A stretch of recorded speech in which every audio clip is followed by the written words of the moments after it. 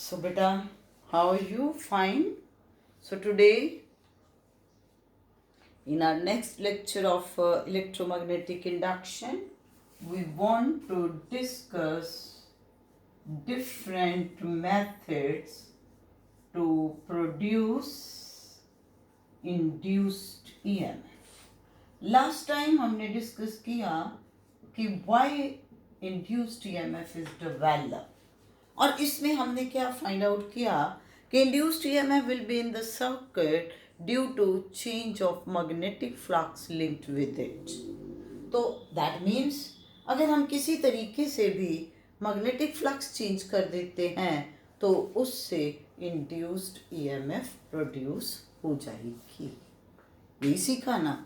तो अब हमने ये देखना है कि किस किस तरीके से इंड्यूस्ड ईएमएफ डेवलप हो सकती है. तो आप देखिए, आपके पास है बेटा phi is equal to B A cos theta. So that means magnetic flux can be changed by changing B. B means strength of magnetic field. So that means if you are changing strength of magnetic field, then there will be change of magnetic flux due to which induced EMF is developed. तो बेटा जो आपने पिछले बार experiment किया था जिसमें हमने ये कहा था magnet is move towards the coil या magnet is move away from the coil, तो क्या चीज चेंज हो रही थी? मैग्नेटिक फील्ड स्ट्रेंथ ही चेंज हो रही थी ना, कि कितनी लाइंस पास हो रही हैं कॉइल में से. ठीक होगी बात. Then second is by changing area of coil linked within magnetic field. coil same है लेकिन अगर हम उसका एरिया जो मैग्नेटिक फील्ड के अंदर है उसको चेंज कर देते हैं तो उससे भी फ्लक्स चेंज हो जाएगी. और तीसरा by changing this angle theta. Angle theta क्या है? Angle theta is the angle which normal to plane of coil makes with direction of magnetic field. So that means अगर आप कॉइल की रोटेशन की बात करते हो तो naturally when coil will rotate inside magnetic field then there will be change in the value of angle theta, again due to which induced EMF is produced. So ये तीन तरीके हैं जिनसे हो सकता है. तो वन बाय वन हम उसको डिस्कस करेंगे. तो first of all we will discuss motional EMF. और इन एक्चुअल प्रैक्टिस बेटा दिस मोशनल EMF आपके पास कब आती है? When you are considering that area of coil linked with in magnetic field will change. अब इसमें पहले what is motional EMF? It is the induced EMF due to motion of conductor through uniform magnetic fields. ठीक है. इसमें हम सबसे पहले तो क्या लिखते हैं? यूनिफॉर्म मैग्नेटिक फील्ड लेना है. तो that means we are taking the cross like this equidistant cross. तो ये किस चीज को रिप्रेजेंट कर रहा है? Uniform magnetic field perpendicular to plane of paper directed into the paper. ठीक है. यानी कि अगर मेरे पास ये पेपर है तो ये जो मैग्नेटिक फील्ड है जो इस पेपर के perpendicular into that means in this direction जा रहा है. अब इसके अंदर मैंने यूं ये ले लिया और ये वाली जो इस साइड पर ये रेल्स जैसे मान मैं कह लूँ कि पी क्यू और आर एस ये दो रेल्स आ गई और इनके ऊपर ये वाली जो साइड है मैंने ये मूवेबल रख दी. यानी कि ये साइड आगे पीछे हो सकती है. अब जो ये साइड इसको हम कह रहे हैं जो ब्रेड्थ है कॉइल की दैट इज एल और इस टाइम जो लेंथ है वो है एक्स. अब इस टाइम जो सारी की सारी कॉइल है इसके अंदर है.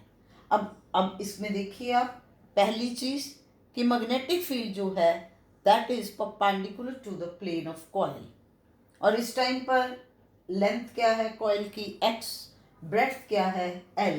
तो अब अगर आप देखो magnetic flux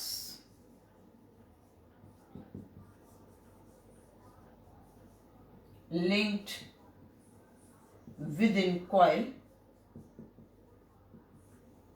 initial phi one क्या बनेगा बच्चे, B strength into area, area इसमें आ गया L X cos of 0 degree, क्योंकि magnetic field and area they are in the same direction, so it will be B L X. अब इसके बाद हम इसको मूव करके बाहर लेंगे, लेट अस से कि it is move through this distance D x out of the field, ये फील्ड से बाहर dx डिस्टेंस मूव हो गया। पहले आप इसको ऐसे कर लो कि ये साइड बेशक आप ऐसे कर लो कि बिल्कुल एक्सट्रीम पॉइंट पे यहाँ पर ले लो, तो अब इसका मतलब कि अगर यहाँ तक ये x था तो ये आपके पास आ गया dx, तो dx डिस्टेंस अब क्या हो गया, फील्ड से बाहर हो गया बाय मोशन, जब आपने इसको बाहर को मूव किया इसको with this velocity v velocity से हम कह रहे हैं कि हम इसे बाहर को लेके जा रहे हैं कंडक्टर को। ये वाली साइड मूवेबल थी, पहले इसको आप ऐसे भी शो कर सकते हो कि पहले ये यहाँ पर थी और अब ये मूव होके यहाँ पर आ गई, तो नेचुरली इसका मतलब कि जो एरिया अंदर है मैग्नेटिक फील्ड के वो अब कितना हो गया, L into X minus D X, तो इंटू कॉस ऑफ 0 डिग्री ही बनना है, तो it will be B L X minus BL dx. So now how much induced EMF will be developed? It is minus d phi by dt. Now minus अब क्या होता है हमेशा, final minus initial divided by the time taken, तो अगर इसमें dt second लगे तो ये माइनस, अब phi two minus phi one क्या बनेगा, minus B L D X by D T, minus minus plus हो गए तो it is B L D X by D T. तो डी एक्स डिस्टेंस मूव हुआ आउटर साइड पर कितने time में, डी टी साइड में, तो D X by D T is rate of change of this displacement, so it will be V velocity with which conductor is moving, so that means इसमें motional EMF आपके पास कितनी बनेगी, B L V. So please मेरी बात ध्यान से understand करने की कोशिश करिए कि इसमें मैंने आपको क्या एक्सप्लेन करने की बात कही है कि area of coil with in magnetic field is changing. कैसे चेंज हो रहा है कि पहले हमने कहा कि पूरा अंदर है और इसमें मैंने एंगल जो है थीटा वो 0 डिग्री ले लिया ताकि उसकी प्रॉब्लम ना आए, cos 0 डिग्री 1 हो गया। उसके बाद मैंने जितना एरिया बाहर को निकाला तो उससे फ्लक्स का चेंज देख लिया, और अब जब आप इसको मूव कर रहे हो तो कुछ टाइम तो लगेगा, तो वो टाइम डी टी लिया, तो किस वेलोसिटी के साथ है, v से, तो D X by D T को क्या लिख दिया, v वेलोसिटी लिख दिया। सो दैट मीन्स अब इस केस में इसकी वजह से बेटा क्या होगा, there will be flow of current in the circuit, तो आई इंड्यूस्ड करंट किसके बराबर आ जाएगा, it will be BLV by R, where R will be resistance of this conductor of this coil. तो ये आपके पास इसमें कॉन्सेप्ट था अबाउट मोशनल EMF। क्लियर होगी बात कि मोशनल EMF कैसे है, तो इसमें किसकी वजह से है, motion of conductor through uniform magnetic field.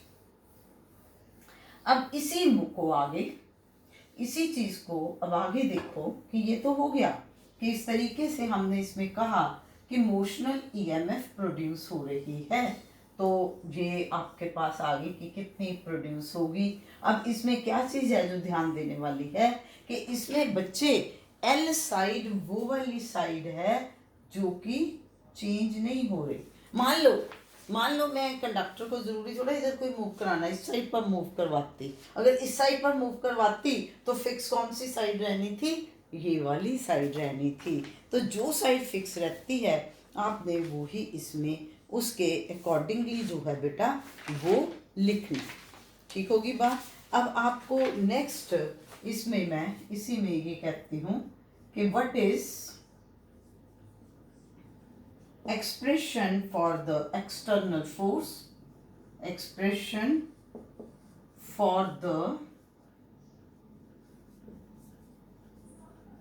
external force required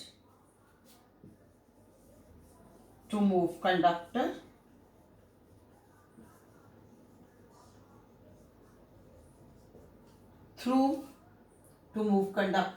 with the constant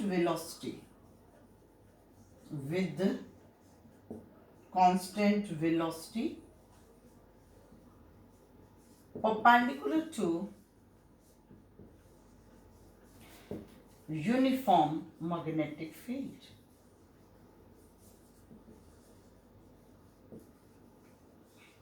अब बेटे दो आर्टिकल अलग अलग हो गए. पहले आर्टिकल में ये था कि when conductor is moving inside uniform magnetic field, then induced EMF is set up. तो उसका रीजन था कि area of coil, area of conductor linked within magnetic field will change. अब next question ये है कि how much external force is required to move conductor with constant velocity. कि यानी कि जैसे यही सिचुएशन है कि इसमें अब ये चीज पूछी गई है कि when this conductor is allowed to move with constant velocity perpendicular to uniform magnetic field, how much force is required. बेटा कंडक्टर को मूव करवा रहे हो भाई, तो मूव करवाने के लिए फोर्स चाहिए, तो कितनी फोर्स चाहिए.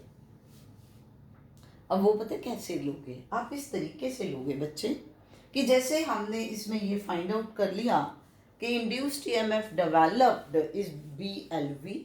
तो ये इंड्यूस्ड ईएमएफ की वजह से क्या होगा, induced current will flow through this conductor, through this coil. तो कितना कंडक्टर में से करंट पास होगा, induced current, that will be induced EMF divided by resistance of this coil और you can say of the conductor. So that means इसकी वजह से अब इस कंडक्टर के अंदर इंड्यूस्ड करंट फ्लो कर रहा है and this induced current will flow in this direction. So it is like this. तो इसका मतलब कि ये जो साइड है, ये PS side, this will experience force. Now force experienced by this conductor PS क्या हुआ, याद करो. आपके पास आता है F is, it will be BIL sine of 90 degree. बच्चे अगर मान लीजिए कि आपके पास ये B मैग्नेटिक फील्ड स्ट्रेंथ है और ये आप L लेंथ ऑफ कंडक्टर ले रहे हो जिसमें से I करंट पास हो रहा है and this is angle theta, तो आपके पास फोर्स एक्सपीरियंस आता है BIL साइन ऑफ थीटा. अब इस केस में जो करंट का फ्लो है दैट इज परपेंडिकुलर, क्योंकि जो इसमें मैग्नेटिक फील्ड है बेटा that is perpendicular to the plane of paper और करंट जो फ्लो कर रहा है in the plane of paper है, इसलिए एंगल 90 डिग्री हो गया. So that means force is BIL sine of 90 degree which is 1. अब इसमें I कौन सा करंट है, induced current which is BLV upon R into L. So that means कितनी फोर्स ये एक्सपीरियंस कर रहा है, it is B square L square V upon R. So that means this much force is experienced by the conductor. तो अब अगर आप ये चाहते हो कि this conductor should move with constant velocity, that means कि इतनी फोर्स जितनी ये फोर्स एक्सपीरियंस कर रहा है due to flow of induced current उतनी अपोजिट डायरेक्शन में बाहर से लगा दी जाए, तो नेट फोर्स क्या हो जाएगी, 0. Only then it will move with uniform velocity. नहीं तो बेटे जब इसके ऊपर फोर्स एक्ट करेगी तो वेलोसिटी तो वेरी करेगी. सो इसका मतलब कितनी फोर्स एक्सटर्नल लगाने की इसमें ज़रूरत पड़ती है, so that will B B square L square V upon R, right. और अब अगर आप कहें तो इसमें कितनी पावर डिलीवर करनी पड़ती है, आगे बात, कितनी पावर डिलीवर करनी पड़ती है, आप जो फोर्स लगा रहे हो multiply by the velocity, so this power delivered will come out to be B square L square V square by R. तो यानी कि इसमें इंस्टेड ऑफ सेइंग के एक्सप्रेशन फॉर एक्सटर्नल फोर्स वो ये भी पूछ सकते हैं आपसे आपसे कि रेट ऑफ वर्क डन, कि if you want to move conductor with constant velocity inside uniform magnetic field, then what is the rate of work done, या how much power is to be delivered. क्या पूछ सकते हैं, how much power is to be delivered for this motion. तो आप इस तरीके से लोगे. सो दो चीज़ें आपने सीखी, please don't confuse the two. एक आपको आ सकता है कि what is the expression for induced EMF when conductor is moving with uniform velocity inside uniform magnetic field, और उसमें जो ईएमएफ इस तरीके से प्रोड्यूस हो रही है उसे हम मोशनल ईएमएफ कहते हैं. हमने उसका एक्सप्रेशन फाइंड आउट कर लिया. दूसरा आपसे क्वेश्चन पूछा जा सकता है कि how much external force is required to move conductor with uniform velocity inside magnetic field, या how much power is to be delivered. तो इसमें आपने ये चीज बतानी है कि as conductor will move inside magnetic field, induced EMF is developed. Due to this induced EMF, induced current will flow through the conductor.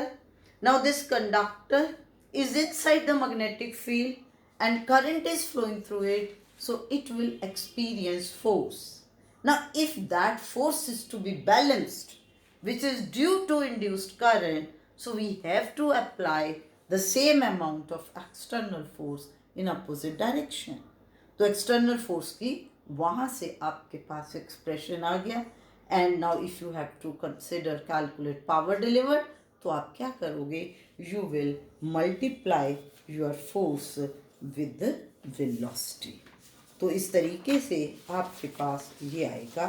अब नेक्स्ट हम इसमें कैलकुलेट करेंगे, that is motional EMF induced. जो नेक्स्ट क्वेश्चन ये आपके पास हो गया. सो बेटा चीज़ों को कहने का मतलब होता है कि बड़े ध्यान से अंडरस्टैंड करना है कि इस आर्टिकल में पूछा क्या गया है, क्या हम करना चाह रहे हैं. इंड्यूस्ड ईएमएफ निकालनी, वो आपका एक आर्टिकल है. अब उस इंड्यूस्ड ईएमएफ की वजह से हो क्या रहा है, इंड्यूस्ड करंट सर्किट में फ्लो हो रहा है. अगर इंड्यूस्ड करंट सर्किट में फ्लो हो रहा है तो वो तो फोर्स एक्सपीरियंस करेगा, तो फिर उसकी वेलोसिटी कांस्टेंट कैसे रहेगी. अगर वेलोसिटी कांस्टेंट रखनी है तो दैट मीन्स कि कंडक्टर मूव भी करता जाए तो एक्सटर्नल फोर्स की जरूरत पड़ेगी. अब हमने निकालना है motional expression for motional EMF in a conducting rod, motional EMF in a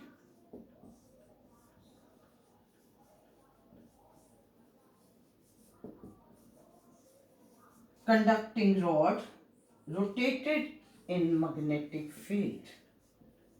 Rotated in magnetic field.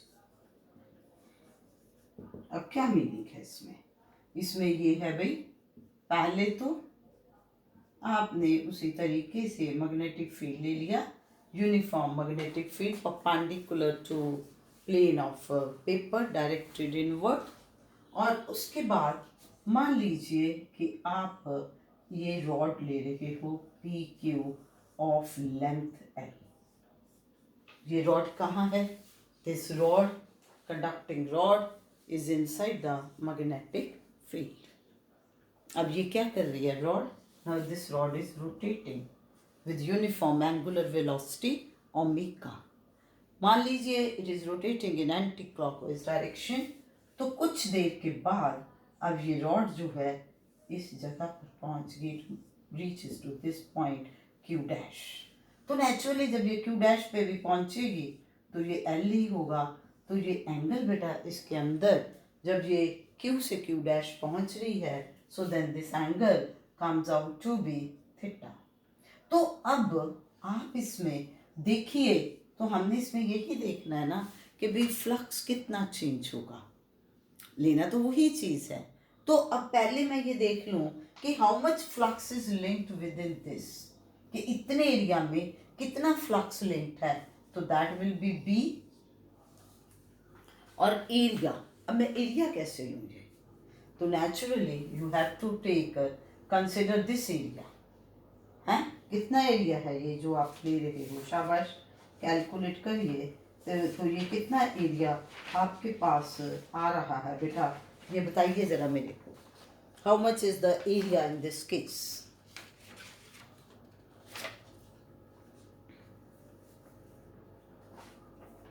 This area will be, बेटा एक ट्राइंगल ले लो जिसकी ये दोनों साइडें आ गई। It will be half of P Q into Q Q dash. तो it is half of P Q, क्या है? P Q is L and what is Q Q dash? It is L into theta. बेटा ये कैसे? अरे triangle ले लिया ना एक तरह से आपने, ये देखो चाहे है तो मैं इसको ऐसे ले लूँगी ना, ट्राइंगल बन गया। तो ट्राइंगल का एरिया क्या है? ये आपके पास, अब ये वाली साइड आर्क अगर है तो आर्क क्या होता है? रेडियस इंटू थीटा नहीं होता? तो वो आ गया आपके पास, तो ये बन गया। तो फाई आपके पास बन गया B into half of L square into theta. तो now what is E? D phi by D T. तो इट विल बी आपके पास b by 2 into D by D T of L square theta. तो now what will be this L square theta? अब L भी तो constant ही है, तो इसको भी बाहर निकाल दोगे तो it will be D theta by D T. तो it will be half of B L square and d theta by dt is omega. So that means in this case the induced EMF will be B L square omega by 2. अब मैं इसको आपको दो तरीके से बता सकती हूँ। एक तो आपने इसमें क्या लिया है कि you are considering this conducting rod is rotated inside uniform magnetic field, ठीक है ना? तो इसमें अब ये रोटेशन की बात हो रही है, तो इसलिए मैंने इसको ऐसे एक्सप्लेन किया कि मान लो कि ये जो कंडक्टिंग रॉड है पी क्यू, इसकी एल लेंथ है, ये रोटेट करके इस पोजीशन पे पहुंच गई and this is rotated through angle theta. तो मैं ये देखूंगी ना इस टाइम पर कि जैसे जैसे ये यूं जा रही है तो इसमें थीटा एंगल वेरी करना है। अब मान लो ये यहाँ पर होती, ऐसे होती, तो थीटा ही वेरी होना था, थीटा के वेरी होने से एरिया वेरी हुआ। तो इसलिए मैंने ये देख लिया कि इतने में कितना एरिया इंक्लूस्ड है, तो मैंने एरिया ऑफ ट्राइंगल ले लिया, उसको मैंने यहाँ पुट करके और इंड्यूस्ड ईएमएफ ले लिया। मैग्नीट्यूड की बात हो रही है तो इसलिए मैं इसको d phi by D t लिख रही हूँ। You can write it like this, ठीक है? तो इसमें अब एल तो लेंथ है रॉड की, वो तो हर टाइम सेम ही रहनी है। अब जब ये रोटेट कर रहा है तो इसलिए ये आपके पास बन गया half of B L square omega. ठीक होगी बात?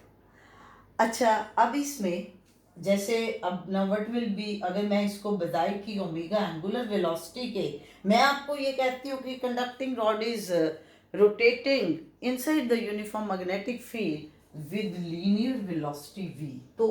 तो क्या होना है बेटा? लीनियर वेलोसिटी v क्या आएगी? Omega into L. तो आपके पास ये इंड्यूस्ड ईएमएफ क्या बन जाएगा?